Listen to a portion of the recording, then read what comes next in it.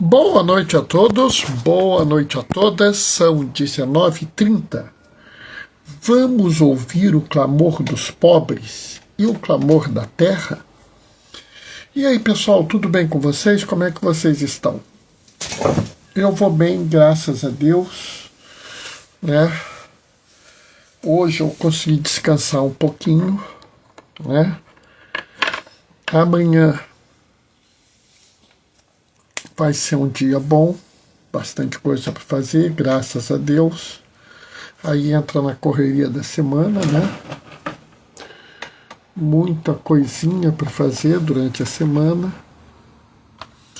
né? Mas hoje é um dia muito interessante, pelo menos para mim. Porque hoje é um dia chave. Porque 11 de outubro é o dia que nós celebramos a memória de São João 23, né? E assim, as pessoas que pensam uma igreja, vamos dizer, ministerial, uma igreja onde as pessoas agem no mundo, uma igreja sinodal, uma igreja que se entende, né, como uma igreja que é peregrina no mundo, uma igreja onde as pessoas participam dela, uma igreja onde você vive uma realidade que não é a realidade dos grandes, dos poderosos, acaba que também tem uma certa dívida com João 23, né? Porque, querendo ou não querendo, ele fez o adornamento, né? Ele atualizou a igreja. E eu sei, Zezinho, eu sei que você é tradicionalista, acha um absurdo, não sei o quê, mas a grande verdade é que a atualização que João 23 trouxe quase sempre levou as pessoas ao início da igreja, né? Oi, Gracinha, boa noite, paz e bem. Né? E é muito interessante porque a gente celebra o João 23 na véspera que a gente celebra Nossa Senhora Aparecida, né? E é muito interessante porque, se a gente pensar bem,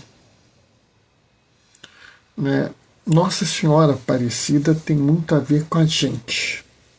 E a gente vai, inclusive, trabalhar um pouco isso nas leituras de hoje. Mas, além disso, tem mais um detalhe. Que a gente tem uma pessoa que já está no caminho da canonização, que é Dom Helder Câmara, que tinha uma especial devoção mariana. E ele fez um jogo de palavras muito interessante, porque ele fala assim: Maria ama. Oi, Marcela, boa noite, paz e bem. É a Marcela? Acho que é ela, Marcela, não estou conseguindo enxergar direito aqui. Né? Não estou conseguindo ver quem é. Eu não estou conseguindo ver quem é nem aqui na outra tela. Bom, mas tudo bem. Porque ele falava assim: Maria ama. E aí é interessante porque ele fez um trocadilho. Ele faz assim: Maria ama, Mariama, né?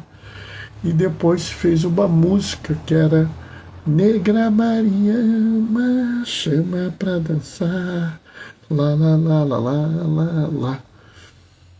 E aí um colega meu virou e falou para mim uma vez: Bernardo, quem é Negra Mariama? Mariama é Maria, que Maria ama. Sim, mas quem é Negra Mariama? Nossa Senhora Aparecida. E aí ele deu assim, bateu assim naquilo. Meu Deus, como é que eu não notei isso antes, né? Eu acho que essa história de Maria tem muita coisa que a gente não notou. E eu vou trabalhar com vocês um pouco isso, tá? Então vamos lá. O Senhor esteja convosco, Ele está no meio de nós. Proclamação do Evangelho de Jesus Cristo segundo João. Naquele tempo houve um casamento em Caná da Galileia. A mãe de Jesus estava presente. Também Jesus e seus discípulos tinham sido convidados para o casamento. Como o vinho veio a faltar, a mãe de Jesus lhe disse: eles não têm mais vinho. Jesus respondeu-lhe: mulher, por que diz isso a mim? A minha hora ainda não chegou. Sua mãe disse aos que estavam servindo: fazei o que ele vos disser. Estavam ali 6 talhas de pedra, colocadas ali para a purificação que os judeus costumam fazer. Cada uma delas cabia mais ou menos 100 litros. Jesus disse aos que estavam servindo: enchei as talhas com água. Encheram até a boca. Agora tirai e levai ao mestre-sala. E eles levaram. O mestre-sala experimentou a água, que se tinha transformado em vinho. Ele não sabia de onde vinha, mas os que estavam servindo sabiam, pois eram eles que tinham tirado a água. O mestre-sala chamou então o noivo e lhe disse: todo mundo serve primeiro o vinho melhor, e quando os convidados já estão embriagados, serve o vinho menos bom. Mas tu guardastes o vinho melhor até agora. Este foi o início dos sinais de Jesus. Ele o realizou em Caná da Galileia e manifestou a sua glória, e os seus discípulos creram nele. Palavra da salvação. Essa passagem, uma passagem extremamente conhecida, uma passagem que todos estão cansados de ouvir. E você vai me dizer assim: Bernardo, mas essa passagem faz sentido, porque Maria isso, Maria aquilo, e eu concordo com o que você vai dizer. Mas nós temos que tomar um cuidado na nossa visão sobre Maria Santíssima, sobre Nossa Senhora Aparecida. Por quê? Porque há uma tendência de entender Maria de forma errada. Aliás, há uma tendência até de entender o papel das mulheres de forma errada. E eu acho que eu dei muita sorte, porque essa semana nós recebemos, né, a tradução da Dilexite, a encíclica, a exortação do Papa Leão XIV, que quer dizer: eu te amei. E eu fiquei profundamente chocado quando, logo no início, eu vejo que eu te amei é a frase de Deus para a Filadélfia, uma cidade lá. Porque é uma cidade fraca, pobre. E Deus fala, eu te amei. E o segundo capítulo dessa exortação é Deus escolheu os pobres. E o terceiro capítulo é uma igreja pobre. E quando... Renato, você já está lendo? Estou lendo, mas estou muito no início. Você podia ler rápido, o padre fulano, o diácono fulano. Não, eu vou ler muito devagar. Porque eu quero ler, ruminar, entender. Isso não é uma competição de quem lê mais rápido, e sim um compromisso de quem entende e adota isso como regra de vida. Nota a diferença? Beleza. Vamos adiante.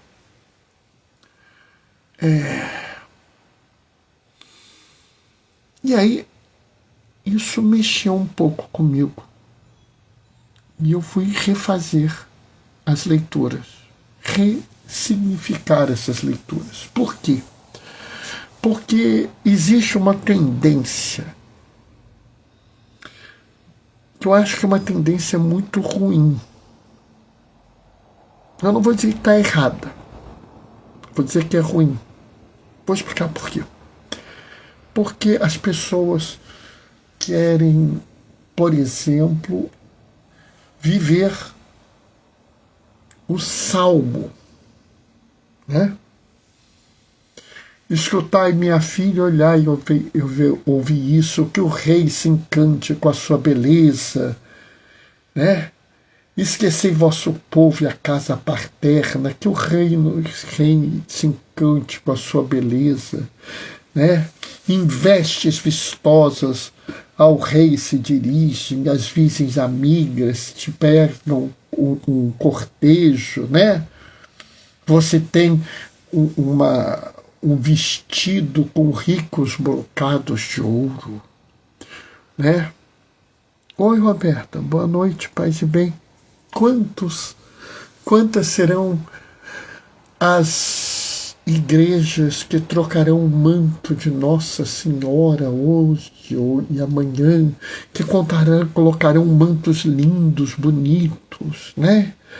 Muitos chamarão Nossa Senhora Aparecida, né, de Rainha do Brasil, né? Alguns darão títulos, né? Há quem chegue a dar o título de Generalíssima, que é um título da ditadura militar, né? Que é um título de uma máquina de guerra, de destruição, de opressão, de tortura e de morte, que nada tem a ver com Maria. Mas as leituras nos mostram outra coisa. Vamos aqui na primeira leitura, o livro de Esther. Ih, Bernardo, tá vendo? Tá vendo? Ó, o Luizinho literal tá nervoso aqui. Tá vendo? Você falou besteira. Olha aqui, ó. A Esther tá com veste de rainha. Ela tá sendo amada pelo rei. Ai, Luizinho literal. Menino, você tem que ler tudo para entender o contexto. Se você vê um texto sem o contexto, você está fazendo um pré-texto ou um pretexto. Entenderam o trocadilho? Quem é Esther? Esther é uma moça em situação extremamente vulnerável. Para início de conversa, ela é mulher. Ela é judia e não está em terra de judeus, né? O povo foi arrancado pela Babilônia, Nabucodonosor arranca eles de lá, coloca eles no cativeiro, e depois o rei da Pérsia ataca e deixa, né, destrói Babilônia, uma parte volta, mas uma parte fica meio que vagando pelo reino da Pérsia. E entre essas pessoas estava Esther, que é órfã. É órfã. Mulher judia e órfã. Ela só não está absolutamente perdida porque ela tem um tutor, que é um tio. Mas a coisa piora. Não é calma que melhora, se prepara que piora. O rei está decidido a destruir os judeus.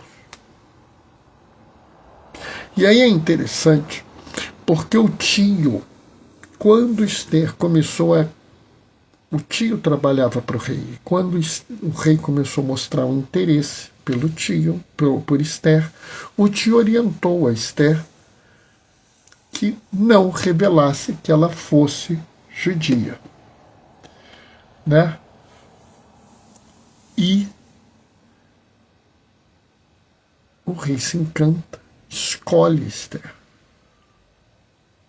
E Esther vira: se eu ganhei tua boa graça, meu rei, se fordes do teu agrado, concede-me a vida, eis o meu pedido, e a vida do meu povo, eis o meu desejo. É muito interessante, porque Esther é uma mulher judia, órfã e imigrante. Olha bem, essa mulher é vulnerável hoje em dia. Por quê? Porque primeiro é mulher, segundo é órfã, terceiro é imigrante. Ser judeu hoje em dia não é motivo de vulnerabilidade. Os judeus, graças ao bom Pai, pararam de ser perseguidos e massacrados, né? Então, assim... Mas ela é mulher, órfã e imigrante. Ela seria, hoje, uma mulher em situação vulnerável, uma pessoa vulnerável. E é muito interessante porque a salvação do povo que estava ali foi feita por uma pessoa vulnerável. E é uma mulher. De certa forma, a figura de Esther anuncia a figura de Maria. Do mesmo jeito que Esther salva o antigo Israel, o antigo povo de Israel, Maria salvará o novo Israel, o Israel de Deus, como Paulo fala. E qual é um traço interessante? Esther é resto de Israel. Ou seja, Esther é uma pessoa daquele remanescente fiel, daquele porção fiel que permaneceu junto, seguindo, caminhando, trabalhando pela salvação da humanidade. Ela é uma mulher vulnerável que ajuda a salvar um povo vulnerável. Ela é uma mulher pobre que ajuda a salvar os pobres. Porque Deus escolheu os pobres.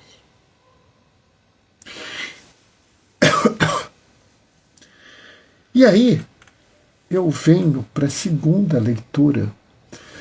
E na segunda leitura é uma coisa impressionante, porque você tem um grande sinal, uma mulher vestida de sol, com a lua debaixo dos pés, sobre a cabeça uma coroa com 12 estrelas. Alegria, ela dará a luz a um filho homem que veio para governar todas as nações. Novamente, aqui nós temos a tentação da glória, da grandeza, do poder. Né? Alguns querem até hoje que a igreja, né? A Igreja Católica seja a fonte, a força, ela determine o rumo dos mundos. O país tal é católico, o país tal é católico, o país tal é cristão. Tá aí, ó, tá aí. Olha aí o sinal. Mas sabe, a alegria não é vestida de sol, não é a lua sobre os pés, não são as 12 estrelas na coroa. A alegria é o filho que nasceu. E aqui se tem uma grande discussão se é Maria, se é a igreja. Aí uns dizem que é Maria por causa disso, disso, disso, outros dizem que é a igreja por causa daquilo, daquilo, daquilo outro. E perdem um tempo enorme nessa discussão. E não veem o que talvez seja mais interessante. O que talvez seja mais bonito e muito mais marcante. E que talvez fosse muito mais útil para nós. Está se realizando o sinal de suprema alegria, salvação de toda a humanidade, quando de repente um outro sinal. Não um sinal de alegria ou de esperança, mas um sinal aterrador, um sinal desesperador. O grande dragão. E quantos são os dragões de hoje? De uma cultura de morte, de uma cultura de descarte, de uma cultura que diz que as pessoas não valem. Ah, fulano tá velho, ele não vale mais nada. Fulano é doente, ele não traz, ele não dá retorno. Como se a pessoa fosse um investimento, né? Que você coloca um dinheiro e quer receber um dinheiro de volta, não dá retorno. Esse aí só gasta, não produz nada. Cultura do descarte. A cultura da indiferença, que vê homens e mulheres, crianças chorando de fome, sem ter onde deitar a cabeça, sem ter um teto para proteger a sua vida. Homens, mulheres e crianças morrendo de fome, morrendo como vítimas da guerra, da violência. E ninguém está nem aí. Deixa para lá. Da cultura da morte, onde a morte é algo que, vamos dizer assim, é bom, é bom. Fulano morreu. Alguns comemoram, aí mais um CPF cancelado. Sabe, são os dragões. E esses dragões se movimentam contra o plano de salvação. E aí é muito interessante, porque essa mulher vestida de sol não tem como enfrentar o dragão. Sabe, isso devia ser algo perturbador para esses que querem uma igreja imperial, uma igreja de força, de poder, de influência. Porque se você afirma que essa mulher é Maria, Maria é absolutamente incapaz de se defender. Se você acredita que essa mulher vestida de sol é a igreja, ela não tem chance nenhuma contra isso. Mas ela não se desespera. Ela tem certeza. Ela tem certeza, ela confia. Ela faz parte do resto de Israel. Ela confia no Senhor.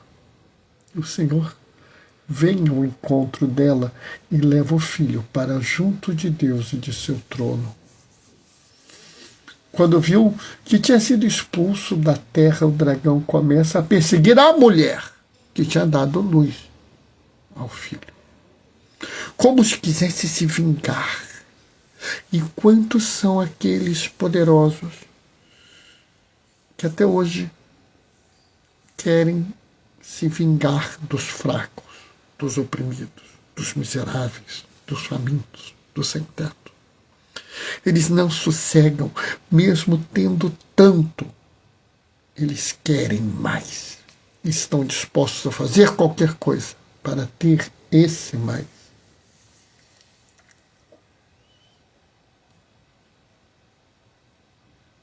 E aí é interessante, porque a serpente joga água atrás da mulher a fim de submergir a mulher. A terra, porém, veio em socorro da mulher. E aqui eu penso que esse é o nosso compromisso profético. E, novamente, é uma mulher que nos ensina o compromisso profético. Quando a cultura da morte, quando a cultura da indiferença, quando a cultura do descarte quiser destruir as populações vulneráveis, nós iremos nos levantar em socorro dessas populações. Nós iremos dizer às forças de destruição, a cultura da morte, a cultura do descarte, a cultura do consumo desenfreado. Aqui, não. Eu sei que você quer levantar muros enormes para impedir que as pessoas sejam cuidadas. Nós construiremos pontes. E se não pudermos construir pontes suficientemente altas, nós, os fracos, os pobres, os miseráveis, cavaremos túneis. Mas não ficaremos parados, não estaremos inertes, não nos calaremos diante do mal. Do mal do consumismo, do mal da opressão, do mal do racismo, da xenofobia, do machismo, do mal da LGBTfobia, do mal que leva as pessoas a acharem que os outros podem ser mortos, que os outros não valem nada, que ser válido desprezar alguém por qualquer motivo. Nós seremos a terra que iremos acudir aquela mulher, seja ela a igreja, seja ela qualquer população vulnerável. Roberta está mandando 4 corações, sinal que ela está gostando. Bernardo, mas e o evangelho? Sabe? Dentro dessa lógica, as bodas de Caná se tornam ainda mais significativas. Por quê? Ocorreu em Caná da Galileia. A Galileia é a periferia de Israel. É a periferia geográfica, fica lá no canto lá. É também a periferia política. Porque não se tomava grandes decisões em Caná? Não era um centro político, não era um centro geográfico e não era um centro econômico. Além de tudo, era uma cidade de pagão. Olha lá, Caná. Joga Caná lá no fundo. Sai para lá, Caná. E essa família era uma família pobre. Não é, Bernardo? Por que você diz que é uma família pobre? Ué, faltou vinho. Vem. Olha que coisa interessante. Numa cidade da periferia, uma família pobre está diante de algo muito ruim, uma profunda humilhação. E aí é interessante, porque Jesus não havia se revelado ainda. Mas o pecado social está presente. O pecado social que coloca aquela família pobre que vive na periferia diante de uma situação de humilhação. O pecado social que determina que ou você tem dinheiro ou você não é importante, ou seja, isso é uma forma de opressão. E é muito bonito, porque Maria, uma mulher, né, também periférica, de Nazaré. Né? Nazaré não tem nada de bom lá, se lembra dessa frase? Vê o sofrimento daqueles pobres e age como Esther. Se lembra que eu falei que Esther anunciava Maria e agora Maria se apresenta? E ela se apresenta nos dando uma chave de vida. Qual é a chave de vida? Fazei tudo o que ele disser. Segue com Jesus. Acredita no Senhor. Eu sei, ele é um pobre carpinteiro, ele é um refugiado, ele é um perseguido político, né? Eu sei, ele também é periférico. Mas não se preocupe, porque Deus escolheu os pobres ao ponto de ser pobre. E nós, sua igreja, sejamos uma igreja pobre para os pobres, uma igreja pobre de Lexity, uma igreja pobre para os pobres, Francisco, em São João 23. Nota? Tudo está junto, dentro de uma mesma lógica.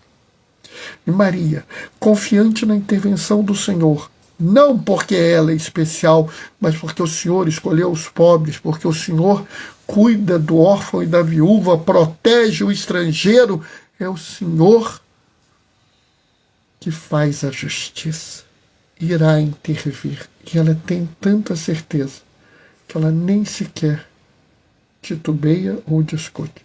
Fazei o que ele disser. E Jesus opera o seu primeiro sinal. Está aqui a frase linda. Né? Esse foi o início dos sinais de Jesus. Ele o realizou em Caná da Galileia e manifestou a sua glória e seus discípulos acreditaram nele. O primeiro sinal do Messias é feito a pedido de uma mulher que é resto de Israel, porque ela vê o sofrimento de uma família pobre numa cidade periférica. Como isso pode ser significativo para a vida da gente, né?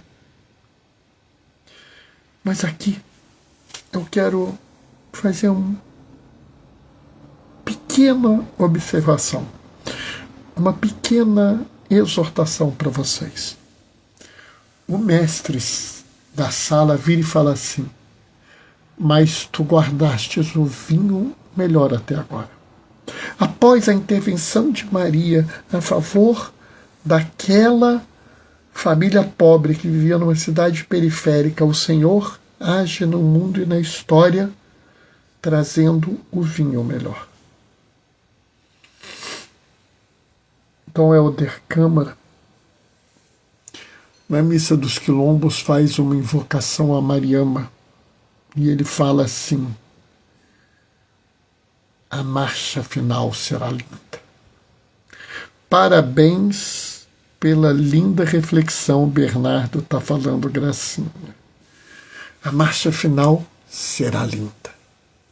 Eu tenho certeza que essa é a mensagem. O vinho representa a vida. Nós guardamos o melhor para o final.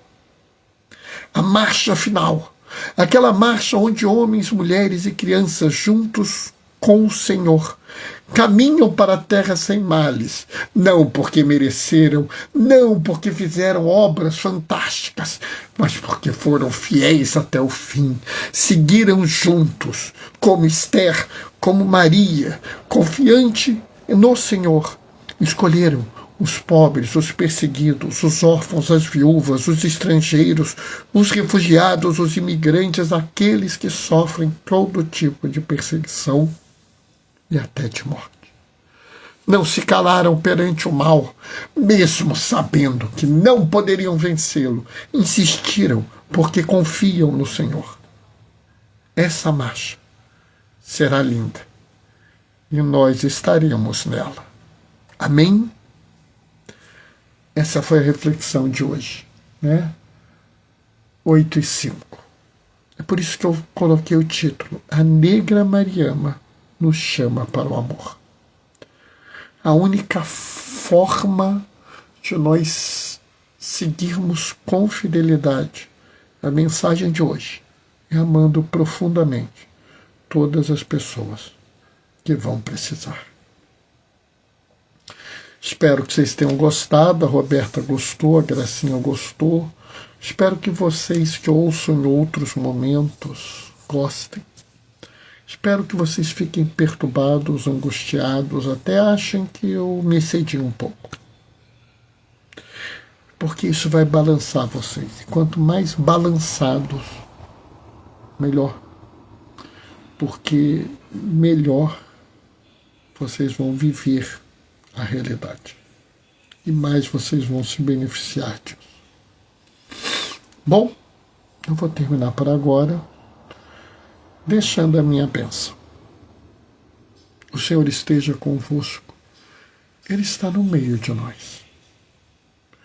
Por intercessão de Esther e de Maria, desça sobre vós e permaneça para sempre a bênção do Deus Todo-Poderoso no amor, aquele que é Pai, Filho e Espírito Santo.